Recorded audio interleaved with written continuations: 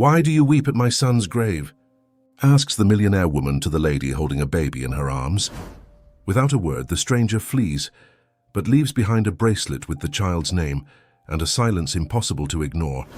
As the mother investigates the young woman, she begins to uncover truths that change everything. Eleanor Montgomery stood at the edge of Boston Common, her silhouette sharp against the morning light. 3 years to the day since her son Andrew had vanished, during what should have been a routine business trip to Seattle. 3 years of unanswered questions, private investigators, and a grief that transformed into a fortress around her heart. The memorial bench dedicated to Andrew faced the pond, bearing a simple plaque, "In loving memory of Andrew Montgomery, forever in our hearts." Not a grave. Eleanor had refused that finality. Missing wasn't dead. Missing meant hope, however fragile. She placed fresh flowers beside the plaque, adjusting them with the same precision she applied to the luxury high-rises her company developed across Boston's skyline. At 62, Eleanor had built Montgomery real estate into one of New England's most formidable empires. Control was her religion, excellence her only acceptable standard. "I've secured the waterfront deal," she said quietly to the empty bench. "The board approved the design you suggested before—" She trailed off, her voice catching. "Well, you would have been proud." These monthly visits had become ritual. A boardroom meeting after breakfast, then an hour at this bench, before returning to her penthouse office to continue shaping Boston's ever-evolving horizon. Her assistant Caroline knew not to schedule anything during this sacred window. Today, however, something was different. A young woman with a baby carrier approached the bench, her steps hesitant. Eleanor stepped back into the shadow of a maple tree, watching. The stranger couldn't be more than 30. Her copper hair gathered in a messy bun, wearing worn jeans and a threadbare jacket, ill-suited for the October chill. The woman placed a small object next to Eleanor's flowers, then whispered something to the bundled infant.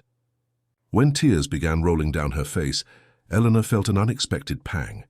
This bench, Andrew's bench, had specific meaning to her family. What right did this woman have to mourn here? "Excuse me," Eleanor called, stepping forward. The woman's head snapped up, eyes widening in unmistakable recognition. Without a word, she gathered the baby carrier and hurried away, weaving through the morning commuters. "Wait," Eleanor called, but the woman had vanished. Confused and strangely shaken, Eleanor approached the bench. Beside her immaculate white roses lay a simple woven bracelet made of colorful threads. Attached was a tiny wooden tag with delicate lettering, "Noah." For 3 years, Eleanor had maintained perfect composure. Even when police suggested Andrew might have deliberately disappeared, she'd responded with steely resolve and increased search efforts. Even when his empty apartment was found with no signs of struggle, she doubled the reward for information.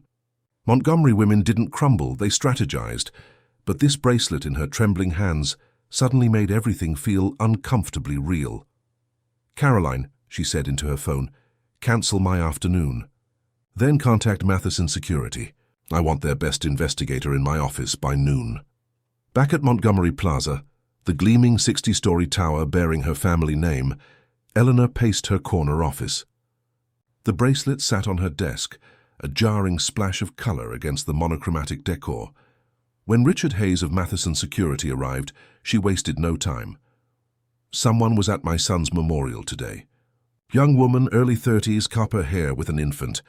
So I want to know who she is, why she was there, and what connection she has to my son." Hayes nodded, making notes. "Any interaction with her?" "None. She fled when she saw me. Left this behind." Eleanor handed him the bracelet. "I'll need a photo of your son." Eleanor hesitated.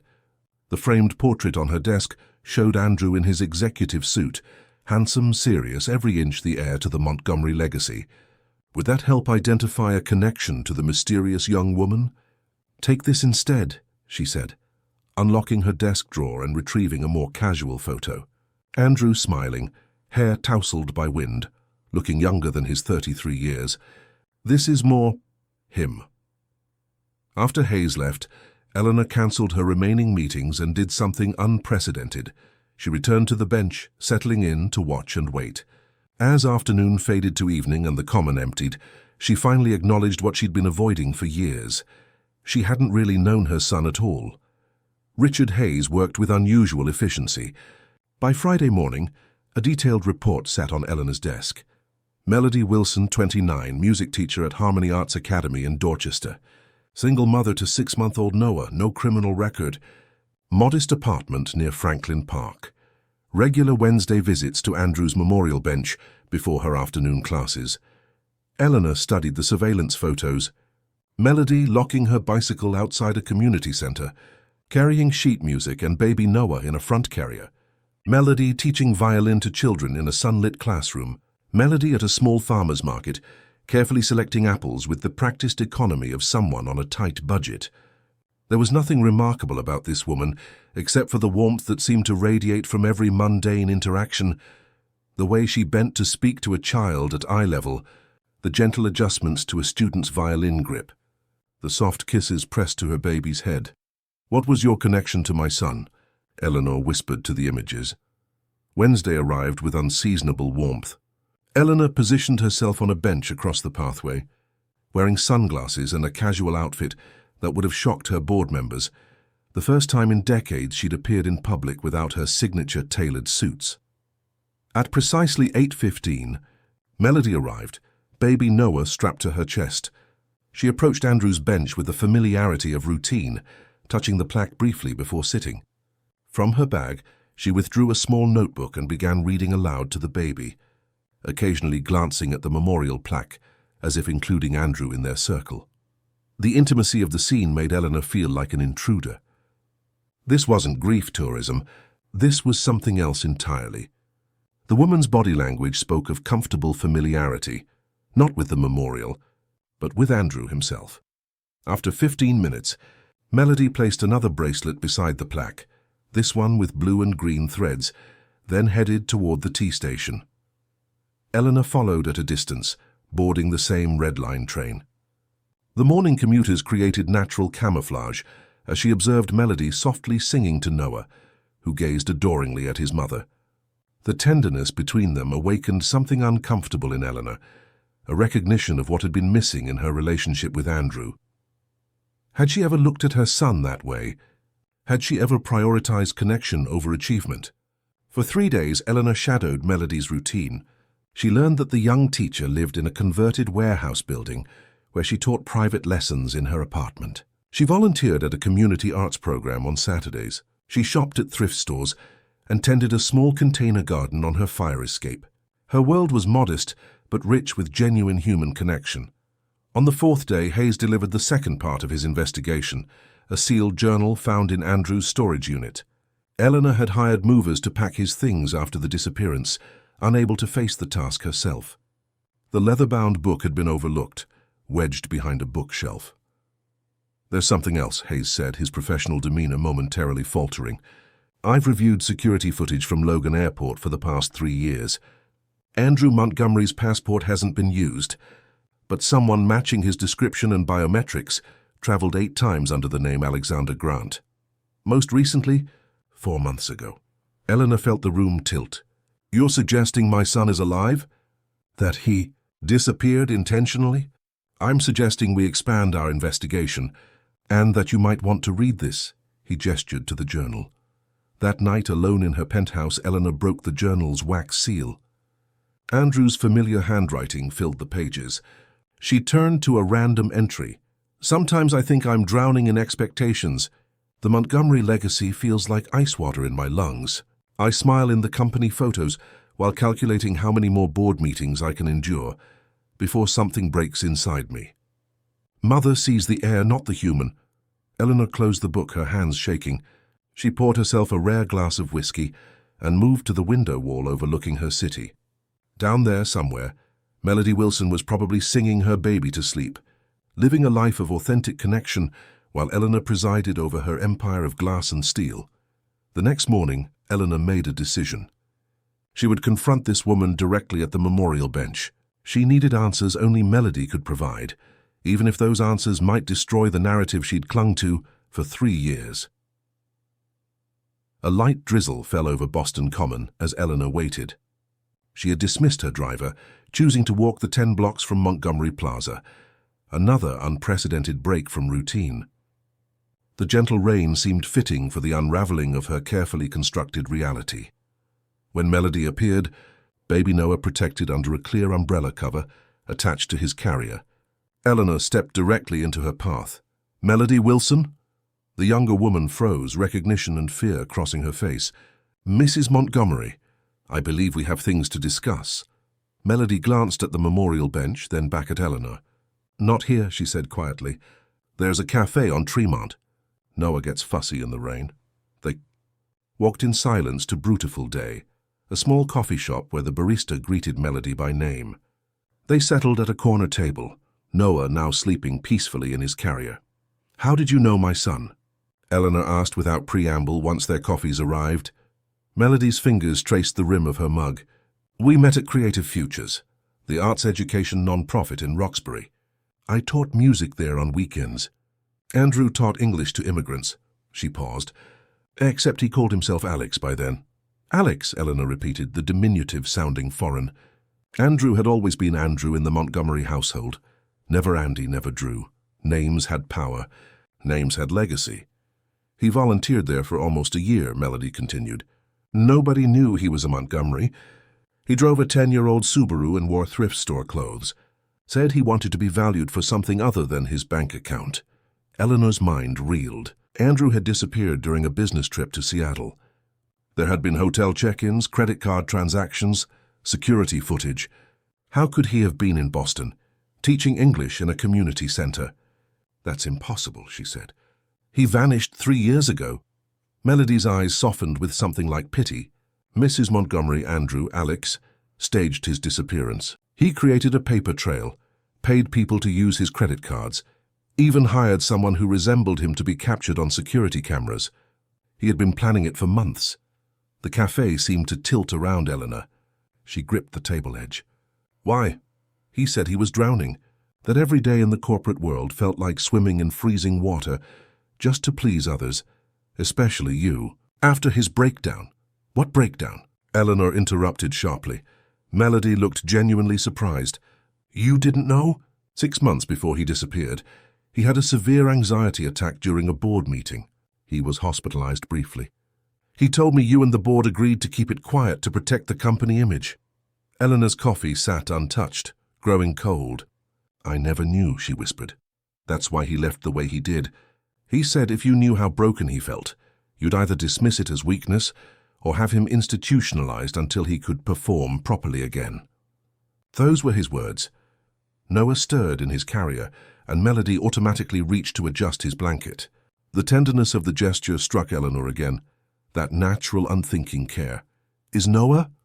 Eleanor couldn't finish the question. "Not Andrew's," Melody said quickly. "We weren't romantic. He was my friend when I needed one desperately.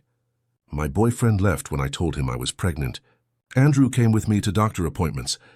He was there when Noah was born prematurely. He held my hand through the scariest night of my life." Eleanor tried to reconcile this image with the son she thought. She knew the brilliant but reserved young man who had seemed so naturally suited to eventually taking over Montgomery real estate. Had that all been performance? A mask he wore to survive? "Where is he now?"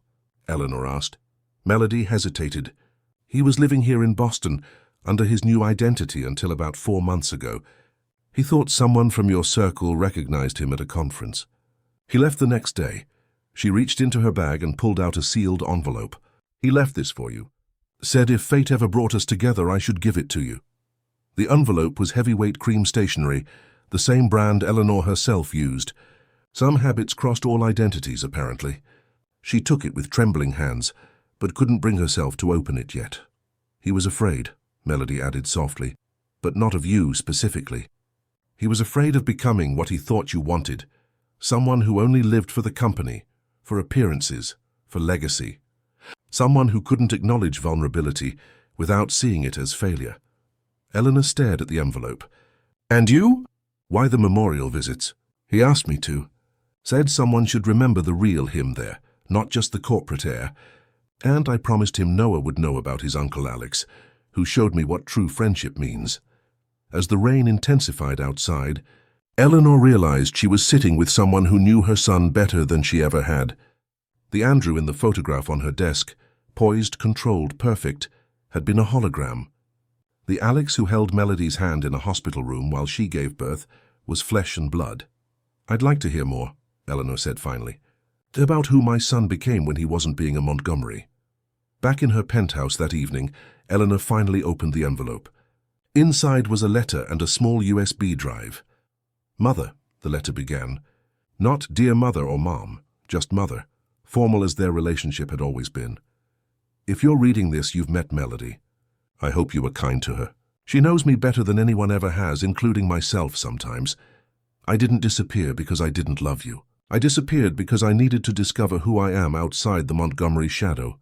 Every achievement of mine was always framed as a continuation of your legacy, never as my own person. I was drowning, not swimming. After my breakdown, which I'm sure Melody mentioned, you were never told because I paid the hospital administrator handsomely for discretion, I realized I had two choices: continue as Andrew Montgomery until I completely shattered, or walk away and find out if Alex Grant was someone worth becoming. I created Alex's identity meticulously. The man you saw in Seattle security footage was a struggling actor with a passing resemblance to me. Every hotel check-in, every credit card transaction, all orchestrated to give me time and space.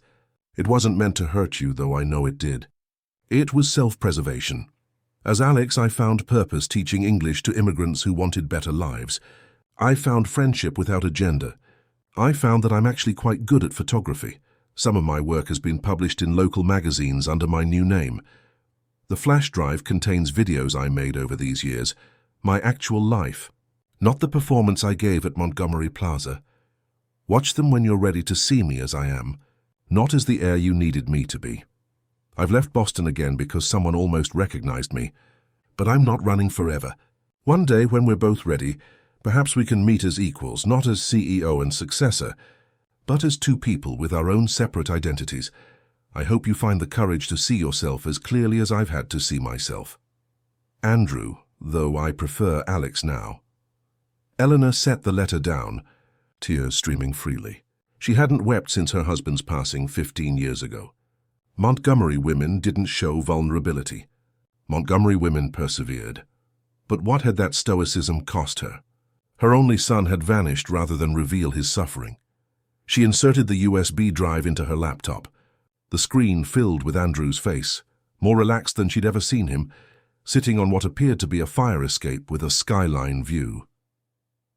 Day 47 as Alex Grant, his voice began. "Taught my first solo class today. Adult ESL students from Syria, Venezuela, and Haiti. They trusted me with their stories, real stories about loss and hope, not quarterly projections. One student brought homemade baklava to share. In 33 years as a Montgomery, no one has ever simply given me something without expectation of return." Eleanor watched video after video, spanning nearly 3 years of her son's secret life. Andrew teaching, Andrew laughing with Melody, Andrew holding newborn Noah, Andrew photographing sunrise over Boston Harbor. Each clip revealed a person she had never truly known, someone with passions, vulnerabilities, and genuine joy that had never surfaced in the boardroom. In the final video, dated just 4 months earlier, Andrew looked directly into the camera. "I've been recognized. Time to move again, but I'm not running away anymore. I'm running towards something. Mother, if you're watching this, I'm sorry for the pain, but not for the journey. I needed to find out who I am without the Montgomery name defining my every breath." The screen went black. Eleanor sat motionless for several minutes. Her phone rang, Hayes with an update. "I've traced Alexander Grant's movements," he said without greeting. "He boarded a flight from Providence to Madrid 3 months ago, then connected to a smaller airport in southern Spain. Facial recognition confirms a 97% match. He's rented a small house in a coastal town called Nerja. I can have coordinates within 24 hours. "And then what?"